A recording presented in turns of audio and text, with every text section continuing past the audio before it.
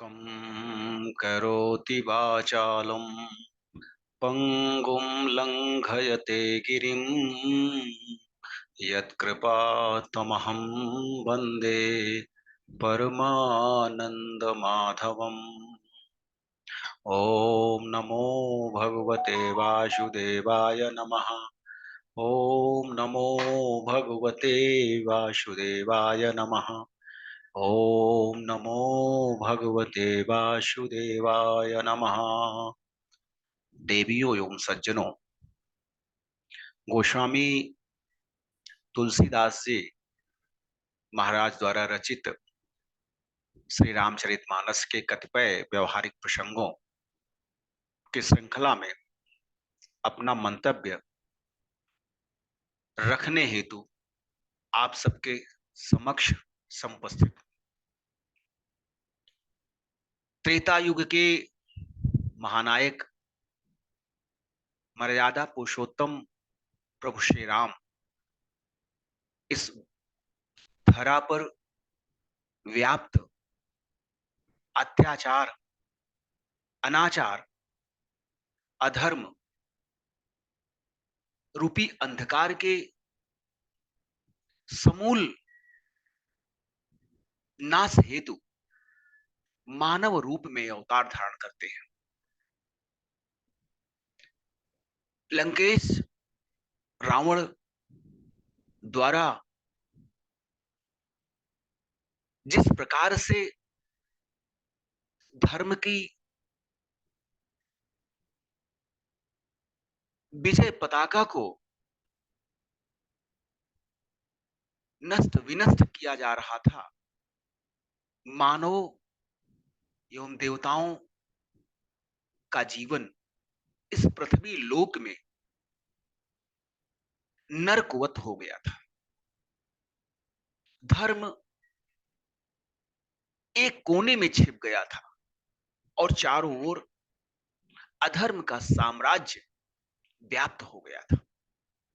तो अहंकारी रावण जो त्रैलोक के स्वामी बनने की चेष्टा में रत था, संपूर्ण ब्रह्मांड, संपूर्ण विश्व के विजय की आकांक्षा पाले बैठा था और वह पृथ्वी लोक से स्वर्ग लोक तक सीढ़ी बनाने का यत्न कर रहा था। ऐसा महाप्रतापी, महाविद्वान, पराक्रमी शिव भक्त रावण किस प्रकार अपने अहंकार के कारण, अपनी शक्ति के अहंकार के कारण मूर्खतापूर्ण आचरण कर रहा था, ऐसे रावण के समूल नाश हेतु प्रभु श्री राम ने अपनी माया से उस रावण को सदैव अपने मानवीय स्वरूप का ही दर्शन कराया। रावण के वध के उपरांत प्रभु श्री राम के अयोध्या आगमन पर जन समुदाय में हर्षोल्लास व्याप्त हो गया। अयोध्या के महाराज प्रभु श्री राम राक्षसों का वध करके सकुशल अयोध्या नगरी लौट रहे हैं। इस संवाद मात्र से ही घर घर प्रसन्नता व्याप्त हो गई और संपूर्ण अवध नगरी में दीप प्रज्वलित कर उनका स्वागत किया गया। प्रभु श्री राम के अयोध्या आगमन के उपरांत आम जनों में श्री राम के स्वरूप को लेकर, श्री राम के दैवी स्वरूप को लेकर, ईश्वरीय स्वरूप को लेकर जो भी आशंकाएं समाज में व्याप्त थी, वह सब निर्मूल हो गई। कि किंतु रावण जैसे महापराक्रमी का वध करने वाला कोई साधारण मनुष्य नहीं हो सकता है। यह समझकर, ऐसा जानकर सामान्य जन श्री राम के अवतारी स्वरूप की पूजा करने लगे। गोस्वामी जी महाराज कहते हैं, जहां तहां नर रघुपति गुण गावहीं, बैठी परस पर इहै सिखावहीं। भजहु प्रणत प्रतिपालक रामहि, शोभाशील रूप गुण धामहि। जलज बिलोचन श्यामल गातहि, पलक नयन इव सेवक त्रातहि। घृत सर रुचिर चाप तूनी रही, संत कंज बन रवि रन धीरहि। काल कराल ब्याल खगराजहि, नमत राम अकाम ममता चहि। लोभ मोह मृग जूथ किरातहि, मन सिज करि हरि जन सुख दातहि। संशय शोक निबिड़ तम भानुहि, दनुज गहन घन दहन कृशानुहि। जनक सुता समेत रघुबीरहि, कसन भजहु भंजन भव भीरहि। बहुबासना मसक हिम रासिहि, सदा एक रस अजय विनाशिहि। मुनि रंजन भंजन महि भारहि, तुलसीदास के प्रभु ही उदारहि। अवधपुरी के निवासी प्रभु श्री राम के गुणों का बखान करते हुए एक दूसरे को श्री राम द्वारा स्थापित मर्यादाओं, आदर्शों के अनुकरण व अनुश्रवण की दीक्षा देते हैं।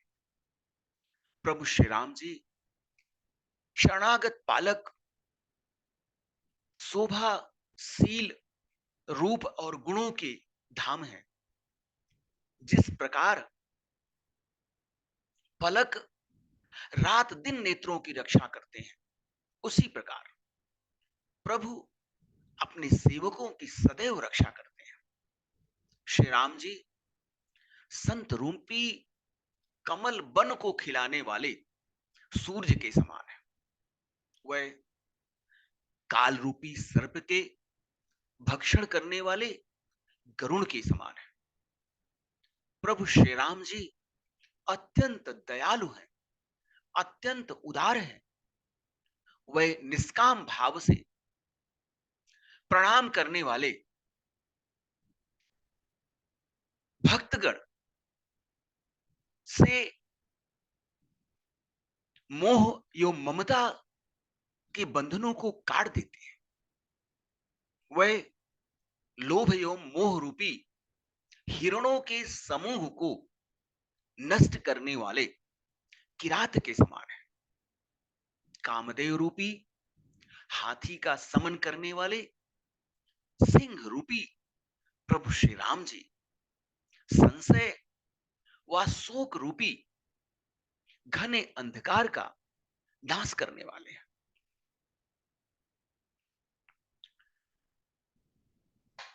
राक्षस रूपी घने वन को जलाने एवं जन्म मृत्यु के भय का हरण करने वाले जानकी समेत प्रभु श्री राम जी का स्मरण प्रत्येक प्राणी को अवश्यमेव करना चाहिए। अनेकों विषय वासनाओं रूपी मच्छरों का नाश करने वाले श्री राम रूपी बर्फ के समान, बर्फ के ढेर, नित्य एक रस, अजन्मा, अविनाशी एवं संतों को आनंद देने वाले, पृथ्वी का भार उतारने वाले, सब पर कृपा दृष्टि रखने वाले दयालु श्री राम जी का भजन प्राणी मात्र के लिए सुख देने वाला है। अतः श्री राम जी के भजन न करने वाले प्राणी का कल्याण कदापि हो ही नहीं सकता है। यही विधि नगर नारी नर करहि राम गुण गान, सानुकूल सब पर रहि संतत कृपा निधान। संपूर्ण अयोध्या नगरी के निवासी दिन रात श्री राम जी के निर्मल गुणों का गान करते हैं और कृपा निधान प्रभु श्री राम जी सदैव उन सब पर प्रसन्न रहते हैं। उन समस्त प्राणियों पर प्रभु श्री राम जी की विशेष कृपा रहती है। राम अनंत अनंत गुणानी, जन्म कर्म अनंत नामानी, जल सी कर मही रज गनिमा जाही, रघुपति चरित न परनी सिराही।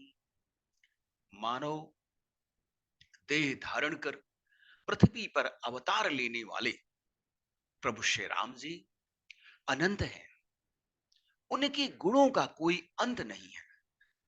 प्रभु श्री राम जी जन्म, कर्म और नाम से भी अनंत है।